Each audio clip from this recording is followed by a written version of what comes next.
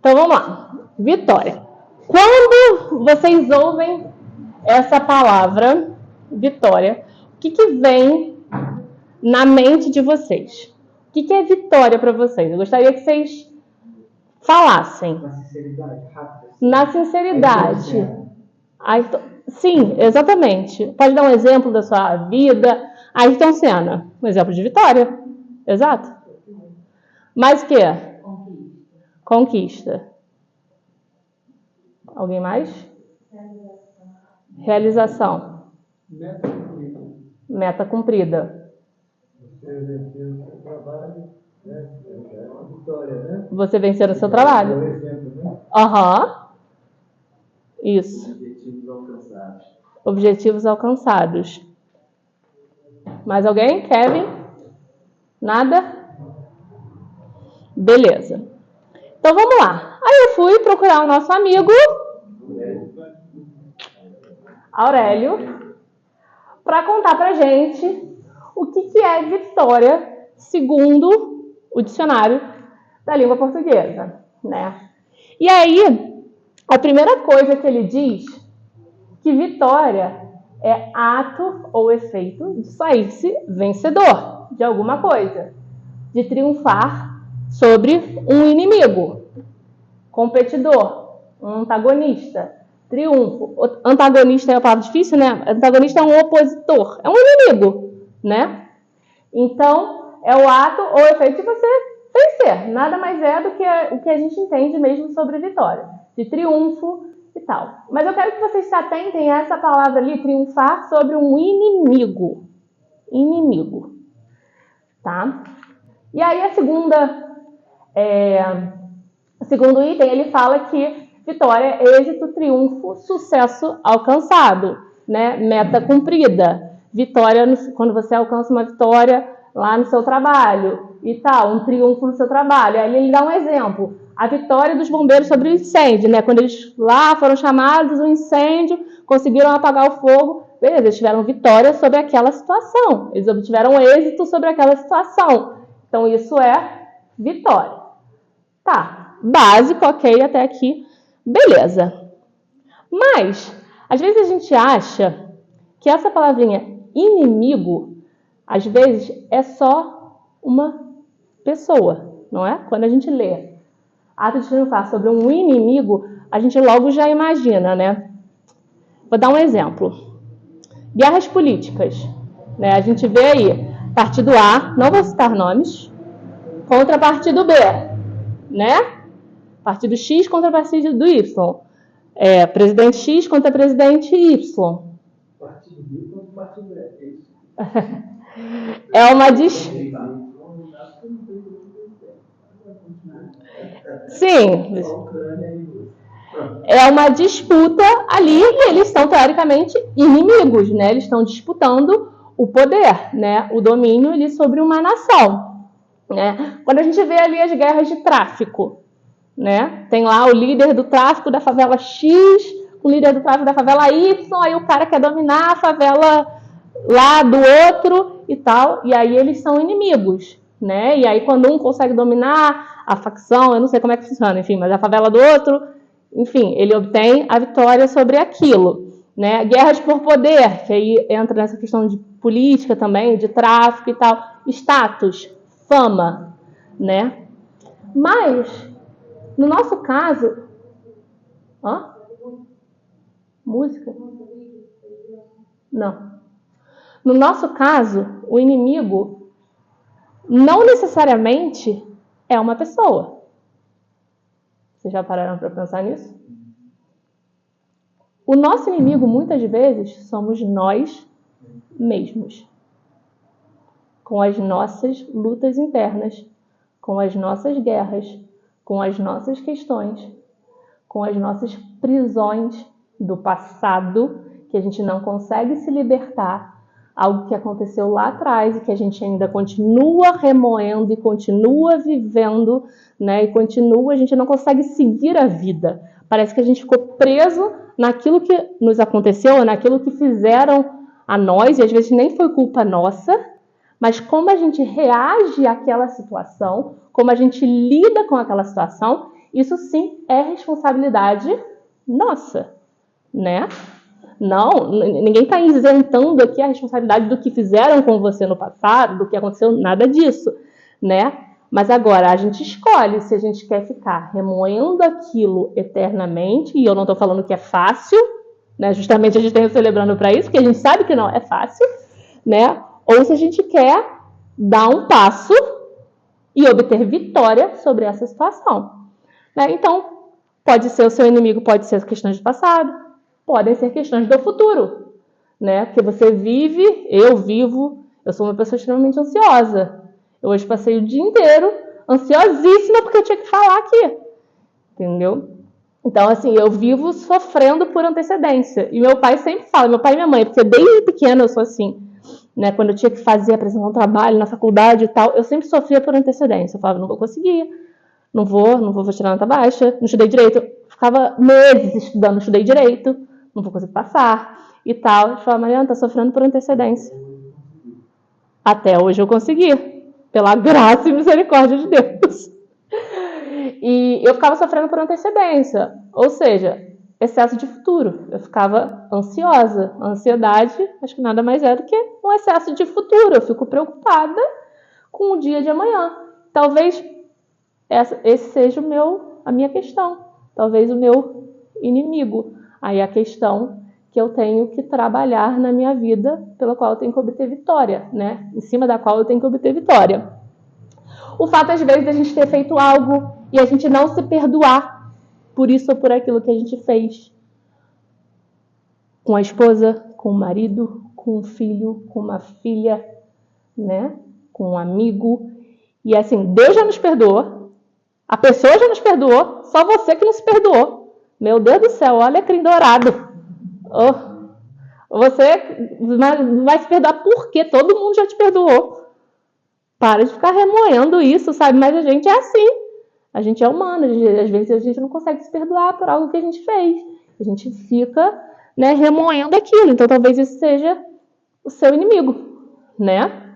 Algo sobre o qual você precisa obter triunfo sobre aquela situação, né? Vitória sobre aquela situação. Talvez suas dores, suas angústias, enfim, tem N coisas. Então, se atente aqui que no nosso caso, vitória não necessariamente é sobre outra pessoa. A vitória que nós temos que obter é vitória relacionada a nós mesmos, sobre nossas questões, né? Não sobre alguém, mas talvez sobre algo relacionado a nós. E aí, falei para vocês, mas aí, então o que é necessário para tornar-me vitorioso? O que é necessário fazer para eu, de fato, obter a vitória?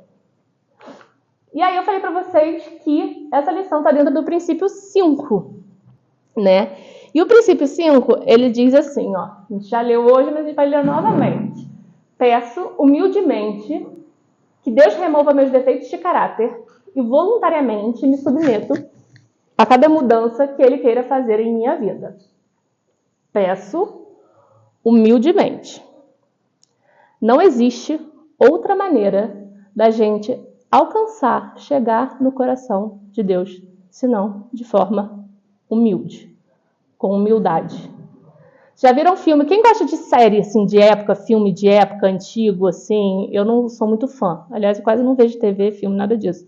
Mas tem gente que gosta de filme de época. Já viram quando tem aqueles reis, aquelas coisas, novelas, essas novelas aí da Record e tal, tem até novelas bíblicas, né? Na Record, não, ainda passa novela bíblica, essas coisas? Então, que tem os reis lá, tem os príncipes, não sei o quê.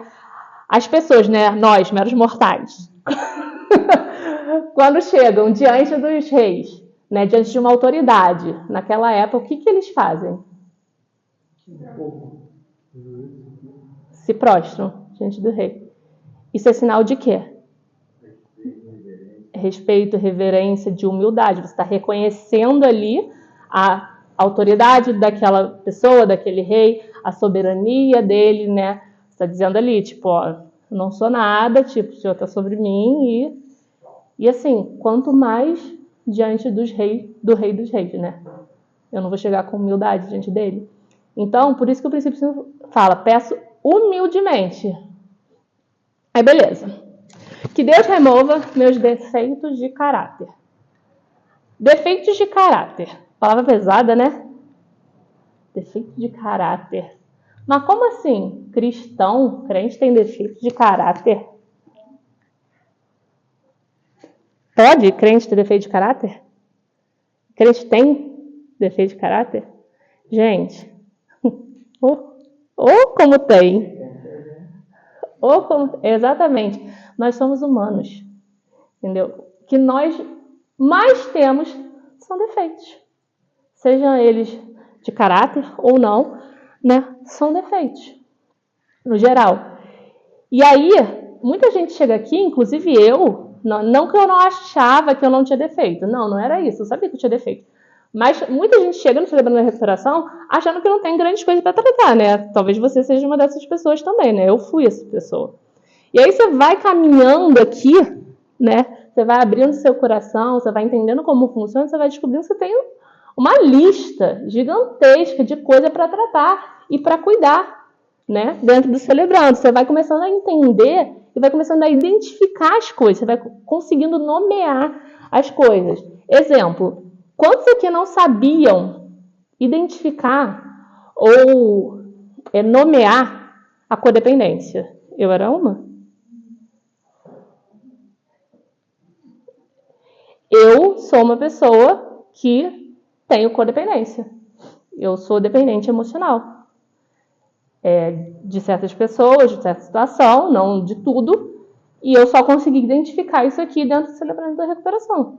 Entendeu? Eu sabia que tinha alguma coisa errada, mas não sabia dar nome para aquilo, eu não sabia o que era aquilo, né? E eu só fui aprender isso aqui dentro, né? Então a gente vai descobrindo as coisas aqui dentro, né? Que a gente sim tem defeito, inclusive muitas vezes defeitos morais, que a gente precisa tratar, defeitos sérios, desvios de caráter assim, sérios, que a gente precisa tratar, né? E assim, me entendam, tá tudo bem, não tá tudo bem desde que você confesse, se arrependa e queira mudar. E a gente está aqui para se apoiar, né, e para se ajudar, né? A gente não vai apoiar o seu erro, né?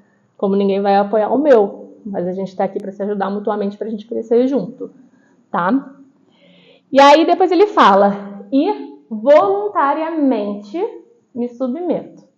Voluntariamente. O que é isso? Alguém te forçou? Alguém está te pegando pelo braço, fazendo Celebrando a Recuperação, falando, você tem que vir, você tem que estar lá. Não.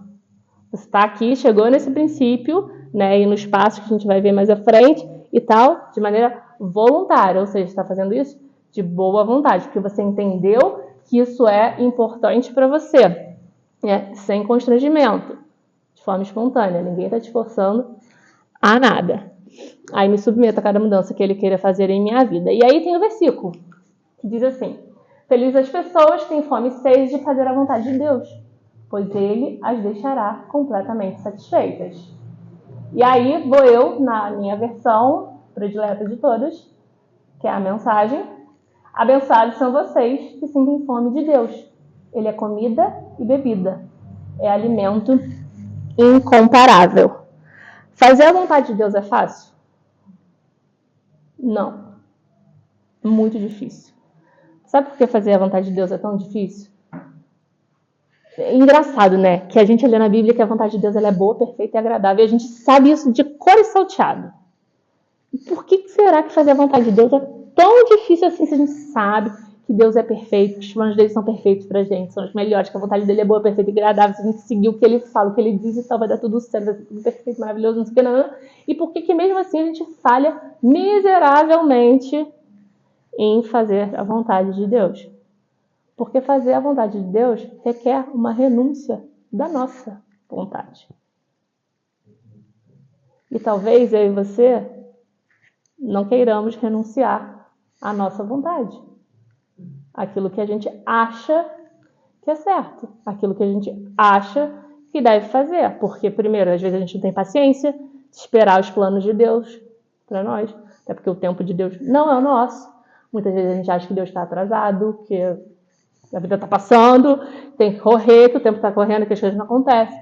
Mas não, Deus não conta o tempo como a gente conta, né?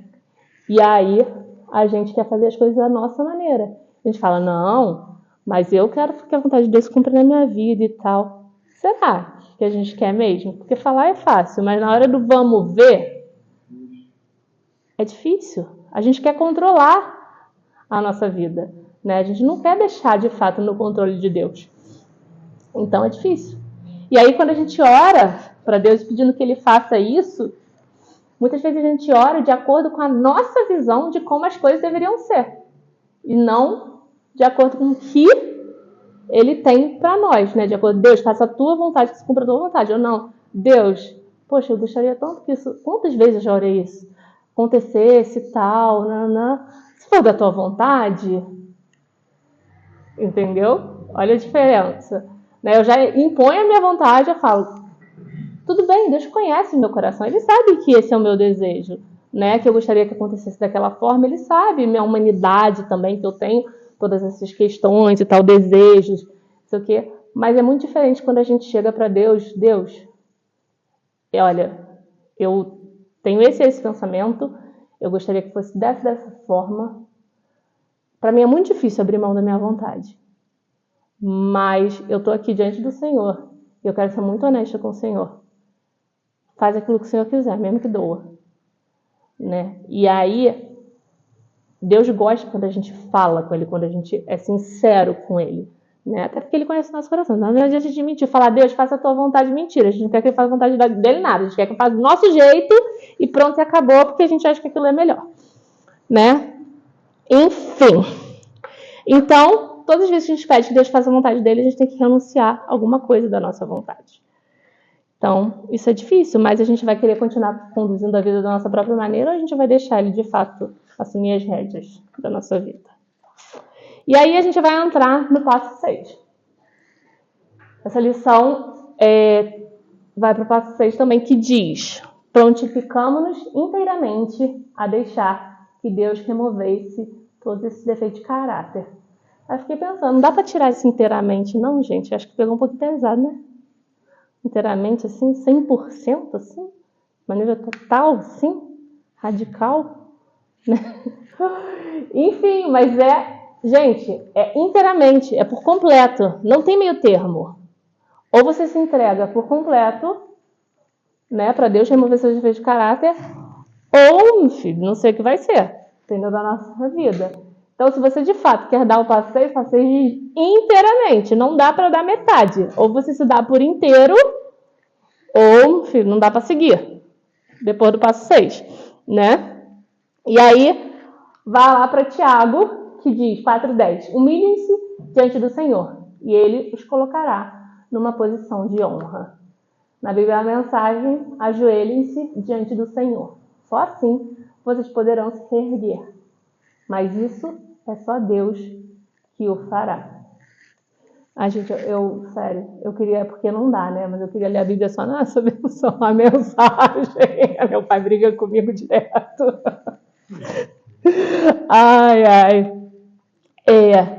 Então, a gente precisa, né, nos humilhar diante de Deus, nos colocar de joelhos, confessar nossas falhas, os nossos defeitos, né, nos arrepender diante de Deus, para Deus sim pegar, nos reerguer, nos colocar na posição que Ele quer, que Ele tem para nós, né? A posição de honra que Ele tem para nós.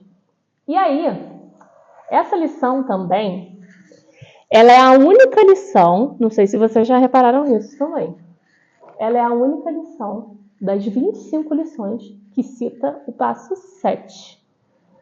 E aí vocês devem pensar comigo, o passo 7 então não deve ser tão importante assim, né? Não deve ter muita relevância, que é a única lição que cita o passo 7. Mas não. O passo 7, ele é a virada de chave para mim. E ele diz assim, humildemente pedimos a Deus que removesse todas as nossas imperfeições. E aí, tem o versículo. Não, na verdade tem humildemente de novo, né, gente? Toda hora ele fala desse tal de humildemente, né? Deve ser por quê, será? Porque será que às vezes a gente chega com uma certa arrogância, uma certa prepotência diante de Deus? Será? Ou será que ele está dando uma exagerada aqui, assim, né? Dando uma forçadinha, né? Enfim. E aqui, de novo, ele não fala, humildemente pedimos que Deus removesse todas as nossas imperfeições. Ele não fala, algumas, né? Só aquelas que eu quero, assim, essas daqui eu consigo me livrar. Não, são todas as nossas imperfeições. Então, de novo, é por inteiro, é 100%, é por completo, não dá para dar metade, né?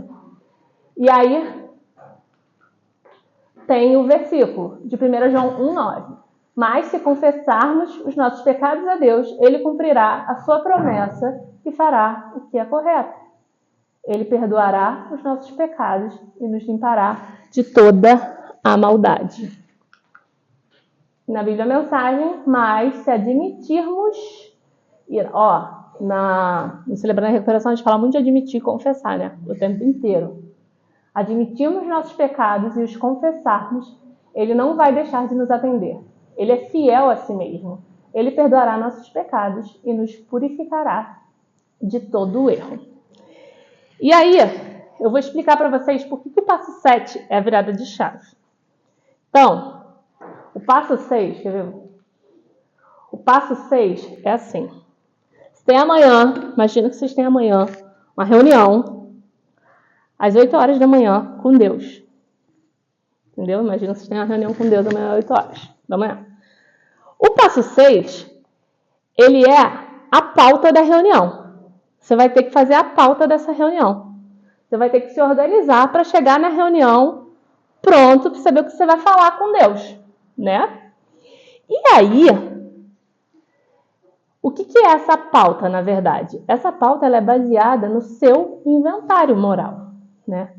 Nessa pauta, você vai escrever ali todos os seus defeitos de caráter, tudo aquilo, as suas falhas, enfim, os seus pecados, os seus erros, aquilo que te incomoda, que você gostaria de mudar, né? Vai preparar ali uma pauta, você vai fazer a sua preparação. Já o passo 7 é a reunião com Deus.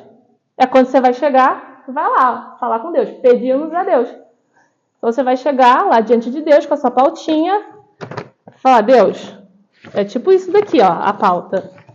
A minha pauta deve ser bem maior do que essa, inclusive, muita coisa escrita. Você vai chegar diante de Deus e vai falar, então, Senhor, tem essa listinha aqui, ó. Aí você abre aquele pergaminho dessa listinha aqui e eu quero que o Senhor me ajude a superar esses meus defeitos de caráter, né? Essas minhas falhas, eu quero me livrar dessas coisas, né? Eu quero que o Senhor me ajude a remover todas essas minhas imperfeições. E é por isso que o passo 7 ele é a virada de chave, que é quando você chega diante de Deus e fala, Deus, estou aqui, ó, os meus problemas, as minhas dificuldades, as minhas imperfeições, é contra isso que eu luto, esses são os meus inimigos, né? E eu preciso de ajuda, porque sozinho eu não consigo. E aí você tem aquela virada de chave. E aí o passo 7 está só aqui, nessa lição Vitória. Vocês vão ver que já na próxima lição, eles já não citam mais o passo 7. Se eu não me engano, já vai para o passo 8. Tá? Beleza. E aí, então, como posso obter vitória sobre os meus defeitos de caráter? Então, quais são os passos práticos, né? Porque falar o que a gente tem que fazer, todo mundo fala. Mas como fazer é mais difícil, né? E aí, eu lembrei da Vanessa, não teve como. Que eu lembrei de bolo. Eu falei, pensando sobre isso, eu falei, lógico que não é uma receita de bolo. Aí, agora eu falo de bolo, não tem como, eu associo a Vanessa, né? Porque a Vanessa e bolo, assim, anda junto, sabe? Não tem como separar, que ela ama bolo. E aí, tipo, não é uma receita de bolo, né? Obter vitória, faz isso que vai dar certo. Até porque, bolo, todos são do mesmo sabor? Não. Todos têm o mesmo tempo de cozimento? Não, né? Mas tem coisas no bolo que são em comum para todos eles. Quais são, Vanessa? Leite. Sim, ok. Tem 100, não é nem os ingredientes, mas... Todos têm que ir pro forno, tem que cozer, tem que assar, né? E tem que fazer o quê? Bater. Todos têm que bater e têm que cozinhar, né? Então, por mais que sejam bolos diferentes, todos têm alguns processos, algumas coisas que são em comum e essenciais para sair um bolão lindo no final, tipo esse que o Marcel trouxe, né?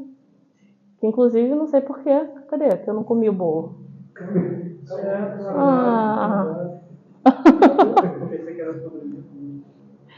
Então, assim é o nosso processo de recuperação. Existem passos e coisas que são infalíveis. Se a gente fizer, é infalível. Vai dar certo. É tipo bolo. Se você deixar de bater, deixar de cozinhar, vai dar certo? Não vai dar certo. Pode ser o bolo que for. Não vai dar certo. Entendeu? Bem batido, né? Exatamente. Tem que bater direitinho. Senão fica lá alguma coisa, um pedaço de alguma coisa, um pedaço de outra, gosto de ovo, né? Deus me livre. Então, tem que fazer o negócio direito, né? Então tem que seguir no celebrar a recuperação direito, tem que bater, sacudir o negócio aqui direito, entendeu? Então tem coisas que a gente fizer que são infalíveis, né? Vão dar certo, não tem como dar errado. E é isso que a gente vai ver aqui agora. Por mais que os nossos processos sejam diferentes, tem coisas que são em comum para todos nós. Se a gente fizer, vai dar bom, tá? E aí a primeira coisa.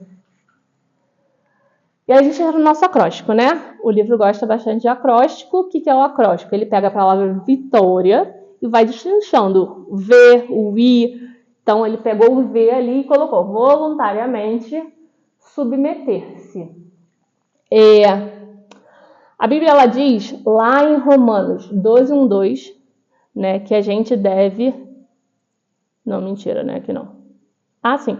Que a gente deve oferecer a nossa vida a Deus. E aí diz lá. Vamos ler? Todo mundo junto? Portanto, meus irmãos, por causa da grande misericórdia divina, peço que vocês se ofereçam completamente a Deus como um sacrifício vivo, dedicado ao seu serviço e agradável a Ele. Esta é a verdadeira adoração que vocês devem oferecer a Deus. Não vivam como vivem as pessoas deste mundo, mas deixem que Deus os transforme por meio de uma completa mudança da mente de vocês. Assim vocês conhecerão a vontade de Deus, isto é, aquilo que é bom, perfeito e agradável a Ele. Aleluia. Amém. Então vamos lá, vamos fazer rapidamente uma retrospectiva dos passos e princípios até aqui. Lá no princípio 3, quantos lembram aqui de cabeça? 3. Colou, hein? Colou! Entregar a nossa vida e nossa vontade aos cuidados, eu tô com a minha colinha aqui também, tá? Ao controle de Cristo, né? Essa é a nossa mais importante decisão na nossa caminhada, não só dentro do Celebrando a Recuperação, mas na vida, na nossa história, quando a gente entrega a nossa vida, de fato, a Deus. E aí a gente o quê? A gente se reconciliou com Deus, a gente aceitou Jesus como nosso Senhor e Salvador, né?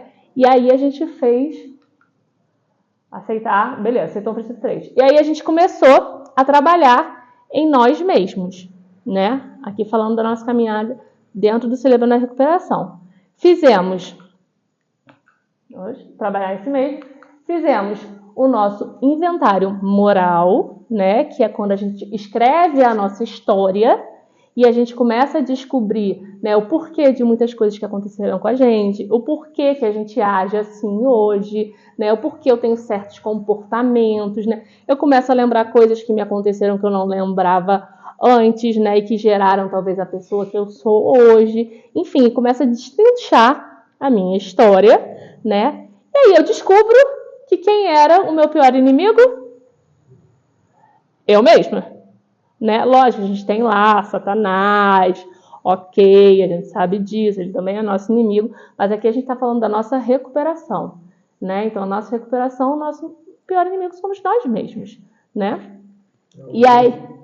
É o eu, né? Exatamente, o nosso eu. E aí, o primeiro passo, eu acho que para qualquer vitória, é a gente descobrir que é o nosso inimigo. Porque não adianta, né? Quando a gente não sabe contra o que a gente está lutando, a gente não tem como vencer aquela coisa, né? Aí, beleza. Aí, a gente começou a ficar limpo quando a gente admitiu, né? E confessou a mim mesmo, alguém na minha confiança, e a Deus, que é o que Celebrando indica, né? A gente confessar a Deus, primeiro a gente admite que a gente tem um erro, uma falha, um pecado, uma questão, enfim, um problema, seja o que for, e aí a gente confessa a Deus, né? A gente fala, Senhor, ó, eu tenho isso, isso e isso, e tal, e a gente confessa a nós mesmos, porque muitas vezes nós não queremos admitir que a gente é daquela forma, que a gente age daquela maneira, que a gente está errado, ou que a gente tem aquela questão, e alguém da nossa confiança, né? Que aí entra o nosso padrinho, a nossa madrinha, que é alguém que a gente escolhe, que a gente confia, que a gente pode ali falar da nossa vida sem medo de que aquilo saia dali, né? E aí agora a gente chega no momento da nossa recuperação, que é o passo 6, que a gente fala, eu não quero mais viver assim. Eu quero literalmente me livrar desses meus defeitos de caráter que eu descobri, que eu admiti, que eu confessei. Eu quero obter vitória sobre eles, né? E aí Deus diz que vai fazê-lo, né? Que se a gente confessar, se a gente admitir, Ele vai nos ajudar. E aí, se a gente parar para pensar, existem várias maneiras de a gente ser transformado, né? Da gente obter vitória sobre algumas questões da nossa vida. A gente pode jogar lá no Google, como obter vitória sobre a ansiedade.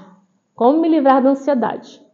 Aí o Google vai lá e vai me dar, né, N médicos falando, N sites aleatórios falando, blogs, sei lá, Instagram, reportagens, inteligência artificial, artigo, enfim, aí eu posso pegar aquilo, ler por minha própria conta, né, e talvez tomar minhas atitudes lá e por minha própria conta, para tentar obter vitória lá sobre a ansiedade, sobre a depressão, né? E por minha própria conta.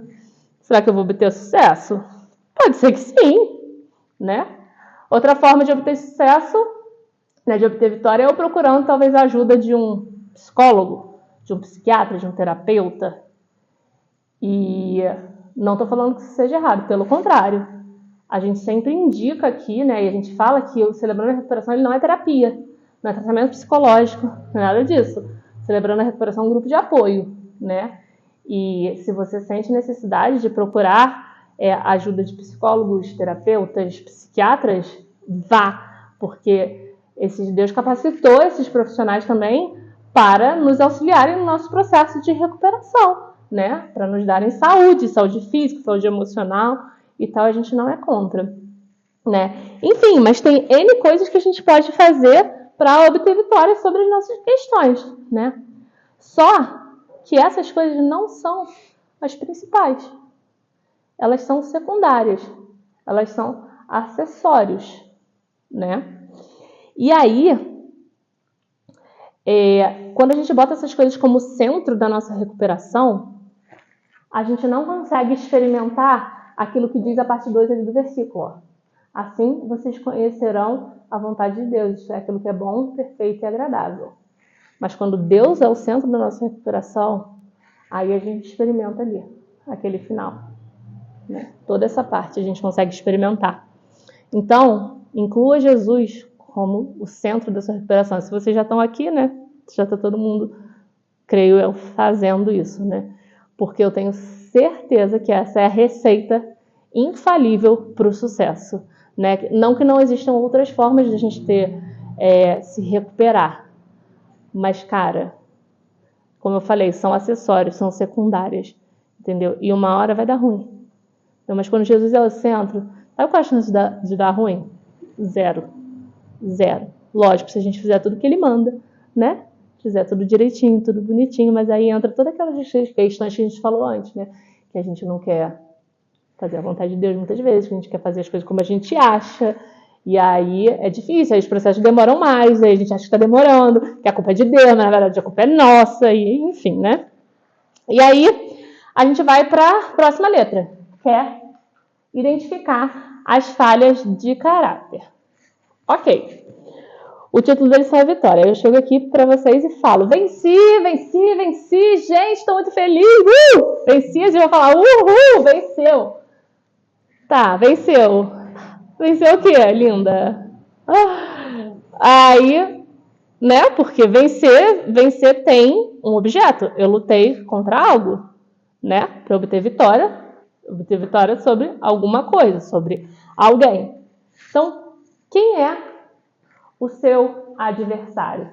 E aqui eu botei vários exemplos.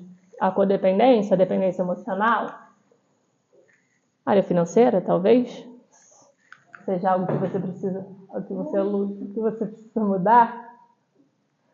A depressão,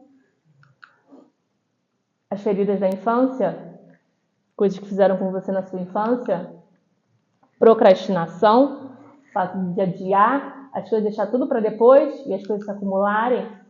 Na área familiar, se tem algum problema, alguma questão, você precisa lutar. A ira, a raiva, você se ira muito facilmente, perde a paciência facilmente.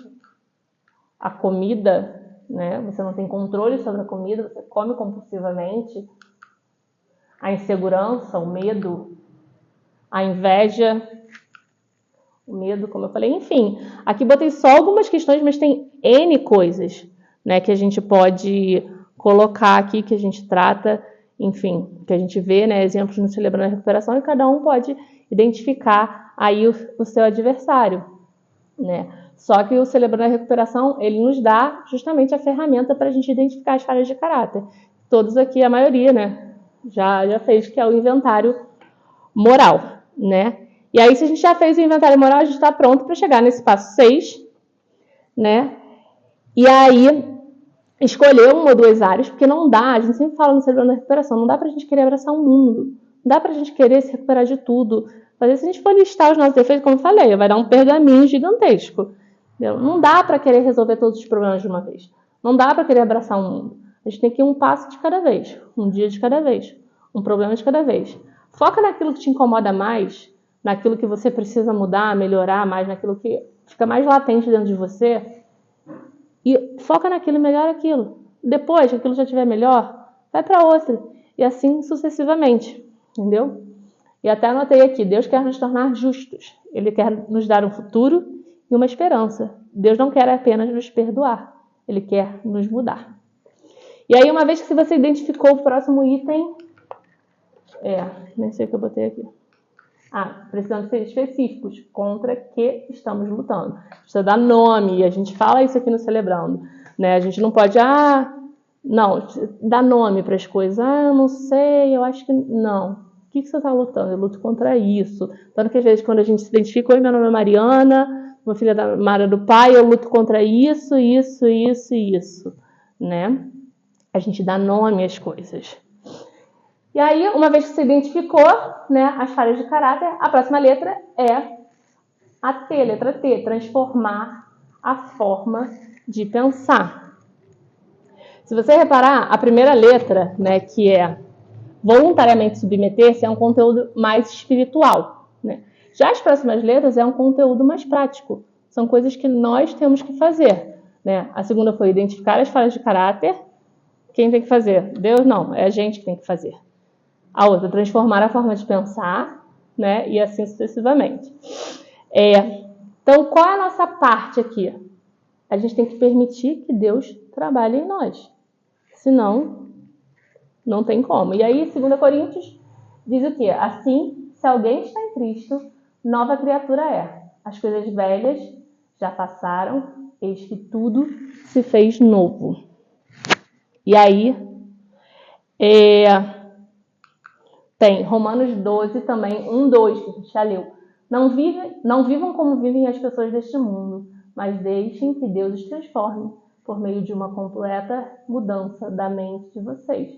Assim vocês conhecerão a vontade de Deus, isto é, aquilo que é bom, perfeito e agradável a Ele. Vou dar um exemplo aqui. Já viu quando você está, né? Eu estou tentando, gente, olha como está difícil. Nesse meu processo de tentar, né, ser fitness, tentar mudar minha alimentação, mudar minha rotina de exercícios e tal. Tô firme na academia, a academia tá linda. Agora, alimentação de vez em quando dá uma titubeada, né? Aí a pessoa tá bolo, não sei, dificulta a minha vida. Hã? Vamos cortar os aniversários, tá proibido a partir de agora. Ninguém pode mais trazer bolo, entendeu? Quando for aniversário. E aí, você tá lá, né? Enfim, tô nesse meu projeto, beleza. E aí eu tô com atitudes, né? Com comportamentos diferentes.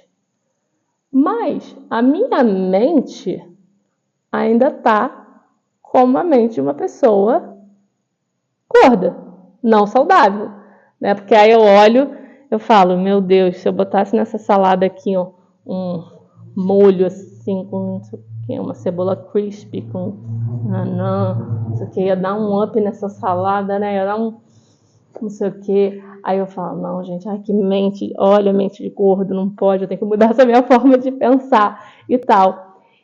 E é justamente isso aqui nesse versículo, né? Transformar algo significa mudar a sua condição, a sua natureza, a sua função, a sua identidade. Porque muitas vezes a gente muda o nosso comportamento, mas a nossa mente não muda. E aí o que acontece? Daqui a pouco a gente recai de novo. Né? Se a gente não trabalhar para mudar a nossa mente, porque tudo começa aqui, né? Daqui a pouco a gente vai cair de novo, seja qual for a área. Eu estou dando o meu exemplo, né? Que é a minha fraqueza, a minha área de recuperação e tal. Mas seja qual for a área, né? A gente vai recair, né? Então, Deus quer mudar muito mais do que o nosso comportamento. Deus quer mudar a nossa mentalidade, a nossa forma de pensar, né? E aí, mudar só o comportamento é como assim, a gente... O Elton nem tá aqui, né? Mas aparar as ervas daninhas, já viu uma grama que tá cheia de erva daninha? Aí você vai lá e apara as ervas daninhas, você corta, igual corta o cabelo, corta a pontinha assim, ó. Adiantou? Matou a erva daninha? Não, ela continua ali. Mas se você pega e arranca pela raiz, aí você resolve o problema. Você tira a erva daninha dali. É isso que Deus quer fazer com a gente, com todas essas questões, né? Que não são boas pra gente, que são nocivas pra gente. Deus quer arrancar pela raiz. Ou seja, Deus quer transformar a nossa forma de pensar, a nossa mentalidade. Deus quer arrancar as nossas falhas de caráter. Então, eu falei, gente, esse exemplo da mente de gordo é muito assim, da match, assim, porque é muito isso, sabe? Então, Deus quer fazer uma transformação completa em nós, não só o nosso comportamento, porque o nosso comportamento é fácil, mas muda aqui, né? Mudar para as pessoas verem e tal, é fácil, mas muda aqui, que é difícil. E aí a próxima letra O, obedecer à voz de Deus. Admitir que eu sozinho não consigo, que eu preciso ali, ó, de uma voz de comando, falando, faz isso, faz aquilo, Mariana. Entendeu? Ó, assim não vai dar certo. Ouve o que eu estou te dizendo e tal. É difícil admitir que eu preciso ali de alguém me guiando, de uma voz de comando, no caso Deus, né? Porque quando eu vou pela minha conta, né, pelo meu próprio eu, dá ruim. E aí eu lembrei da história do jovem rico. Quantos lembram da história do jovem rico? Né? Ele chegou para Jesus e falou o quê? O que eu tenho que fazer para ser seu discípulo? E aí, o que Jesus disse para ele? Vocês lembram? Você tem que obedecer a lei e os mandamentos, não foi? Jesus falou? Ou seja, obedecer. Aí ele falou, moleza, isso daí eu já faço. Aí eu acho que Deus, na minha concepção, deve ter pensado assim, nota 10 de religiosidade, né? Tipo assim, 5 estrelinhas, nível A de religiosidade, sim, você acha o super crente. E ele ficou ali insistindo, falando, mas Deus, o que mais eu posso fazer para ser seu discípulo e tal? Aí Jesus falou com ele, tá bom, vende tudo que você tem e dá para os pobres. Aí o negócio pegou. Aí o negócio ficou feio, né? Por quê? Porque ele botava toda a confiança dele nos bens que ele tinha, na riqueza dele. Entendeu? E aí foi fácil obedecer a Deus? Não foi. Aquele era o Deus dele, né? E talvez o nosso Deus seja outra coisa. Não seja dinheiro, mas seja outra coisa. E aí Deus chega pra gente e fala, sabe aquele negocinho ali? Dá pra mim. Deixa eu assumir o controle daquilo. E aí a gente fala, melhor não, hein, Deus, ó, mas esse daqui não. Mas esse daqui, se eu quiser, você pode levar. Entendeu? Mas esse daqui... E aí a gente não avança, a gente não cresce, porque a gente não está disposto a abrir mão, a obedecer, né? E obedecer a Deus é uma atitude prática, que depende única e exclusivamente de mim, de você, e não dele. E aí, a próxima letra, recuperar-se, é o R, né? Recuperar-se é viver um dia de cada vez. Tudo aquilo que nós somos hoje, né? Tudo aquilo que nos trouxe até aqui, talvez tenha demorado anos, né? Para nos formar, enfim. Vou dar até um exemplo de novo da questão de emagrecimento, peso e tal. Você leva um mês para engordar 20 quilos? Não. Você vai um dia no McDonald's, aí o outro dia você come pizza, aí no outro dia você não faz exercício físico, aí no outro você dorme até tarde, aí no outro tem elevador e tem escada, você vai de elevador, sendo que você pode ir de escada, né? Aí você não bebe água como deveria, não se hidrata como deveria, né? E aí, já passou um ano e você continua nessa rotina. Já passaram 2 anos e você continua nessa rotina. Já passaram 3 anos e você continua nessa rotina. Aí, era o quê? 5, 6 anos você engordou, piscou 20 quilos. Você falou, nossa, meu Deus, eu engordei 20 quilos. E você acha que foi do dia pra noite. Mas não foi, né? E aí a gente acha... Eu falei, Deus, eu queria piscar e emagrecer 20 quilos. Queria. O Senhor pode fazer? Pode, porque Ele é o Todo-Poderoso, Ele pode qualquer coisa. Mas existem processos na nossa vida, né? E os processos nos ensinam, nos moldam, né? Deus vai fazer que eu perca 20 quilos da noite pro dia? Gente, não vai. Não vai. Porque Ele quer me ensinar através dos processos, entendeu?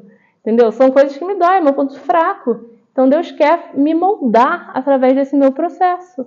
Entendeu? Me ensinar que eu preciso lutar, que eu preciso me esforçar, né? Que eu preciso depender dele, porque é uma libertação, literalmente. Então, assim, não vai ser do dia para a noite. Ele poderia fazer? Poderia, mas Deus trabalha através de processos. Com Moisés, lá no deserto, foram quantos anos?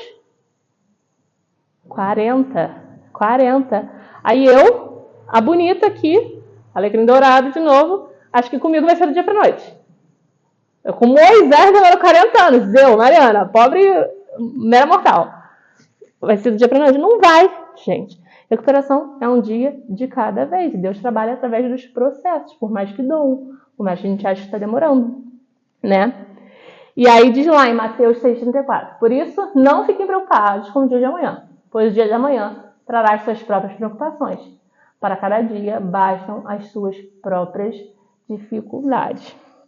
E aí, quantas vezes, isso eu falei lá no início também, a gente fica, né, tá dizendo aí, recuperar-se e viver um dia de cada vez. A gente fica remoendo o nosso passado, a gente não consegue se libertar disso. A gente fica aprisionado lá. E o passado, literalmente, ele precisa, gente, ficar para trás. A gente precisa seguir a nossa vida e não viver mais de passado. A gente até usa aquele ditado, né, que vive de passado é museu. E é literalmente isso. Não que a gente vai sofrer uma amnésia, né? Deus me livre, Deus nos livre, te livre também, e vai esquecer de tudo, não é isso? Porque nós somos pessoas saudáveis, né? Mas o nosso passado, ele não pode nos impedir de prosseguir. Pelo contrário, nós temos que revisá-lo, revisitá-lo lá no nosso inventário moral, pegar, tirar as lições, levar lá para a listinha, levar lá para a reunião com Deus, né? O que a gente quer mudar, o que a gente quer melhorar, e tal, tirar as lições, correr atrás para ter a vitória e tal, para se recuperar e seguir adiante. Né? A gente não pode ficar vivendo lá atrás, até porque o hoje está acontecendo. E a gente está vivendo lá atrás e esquecendo de viver hoje. A mesma coisa no futuro. Às vezes, como eu falei lá atrás também, a gente vive ansioso pelo futuro, vive preocupado em correr atrás, em ganhar dinheiro, em fazer acontecer, em trabalhar e tal. Eu falo porque eu fico preocupada com essas coisas também, né? Com o futuro, quem não fica hoje em dia, né? E a gente esquece de viver hoje. E o hoje está passando. Né? E aí quando você viu, você só passou o dia inteiro só trabalhando, você não gastou um tempo com a sua família, com seus filhos, com seus pais, você não descansou, não relaxou, não buscou a Deus, não leu sua Bíblia e tal. E o hoje passou. E aí? Né? E aí tem um outro versículo, e que eu acho que esse versículo nem é à toa, que diz assim, em Êxodo 3,14, Deus disse, eu sou quem sou. Deus disse eu era? Eu serei? Não, Deus disse no presente, eu sou. Por que será? Nós sabemos que lá no passado Deus foi conosco. Até porque, se a gente está aqui hoje, é porque Deus, né, nos sustentou até aqui. Né? E a gente sabe também que no futuro, Deus já prometeu na Bíblia. Ele vai ser conosco também. Né? Mas, por que será que Deus diz eu sou no presente? Né? Enfim, fiquei aí com a interrogação para vocês pensarem. Enfim, então viva um dia de cada vez. Recuperação é um processo. E aí, vamos para a letra I, que é iniciar a recuperação como um processo. Recuperação, a gente sempre fala isso. E tem uma lição que é justamente sobre isso, recaída, né? Cair faz parte da recuperação, né? E cair não te torna um fracassado.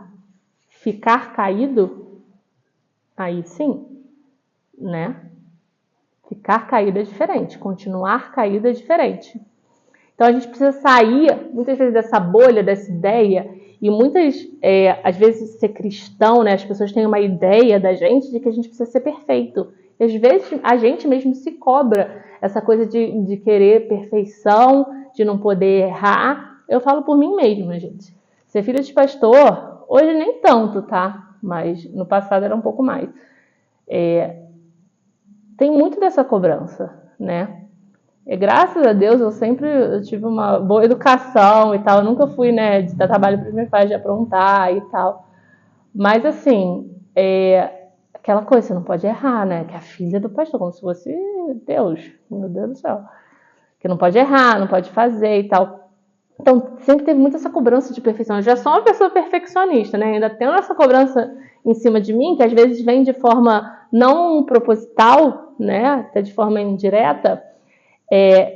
Era muito ruim. Eu tô aprendendo muito isso daqui, que eu não sou perfeita. Eu vou cair, eu vou errar, entendeu? E paciência. Se meu pai é pastor, se sou filha de pastor, entendeu? Eu não sou perfeita e não vou ser, sabe? Eu busco cada dia ser mais parecida com Deus, sim. E é o que a gente tem que buscar, ser parecida com o nosso Criador.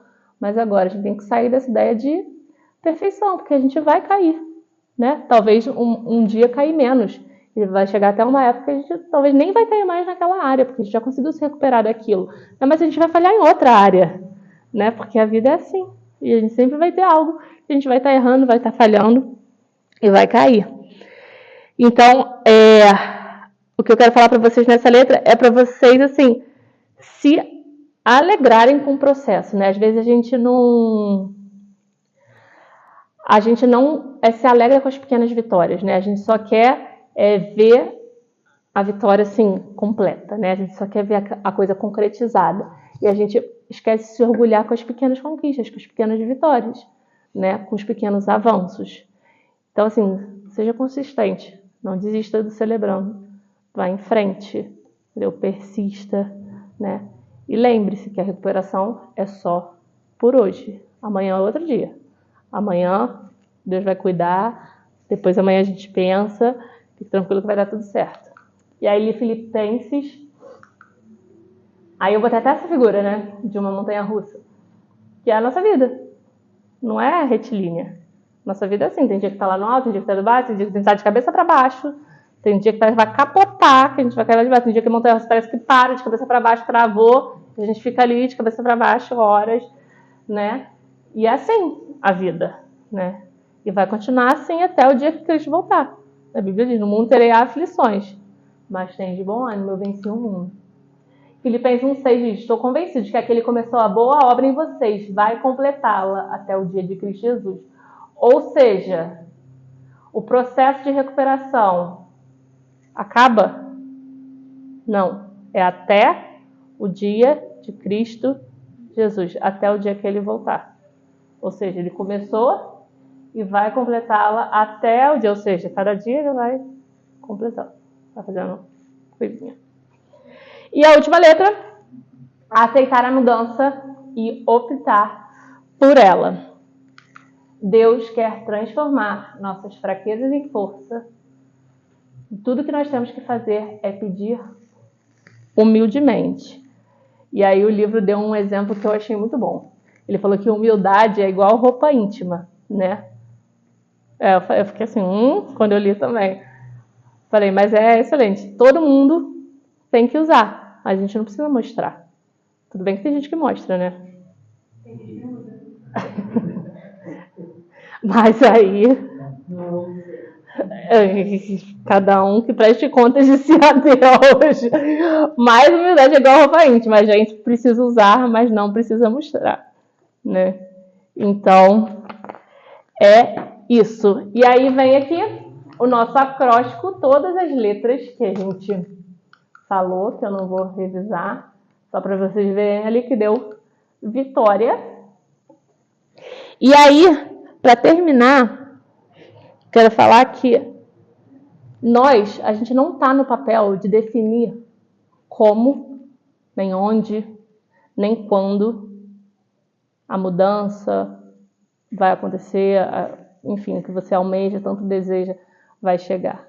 A gente só tem que estar preparado, né, e pronto para a mudança e, consequentemente, para a vitória. E aí, hoje, Jesus está te perguntando, você quer essa transformação? E é isso. Obrigada por me ouvirem.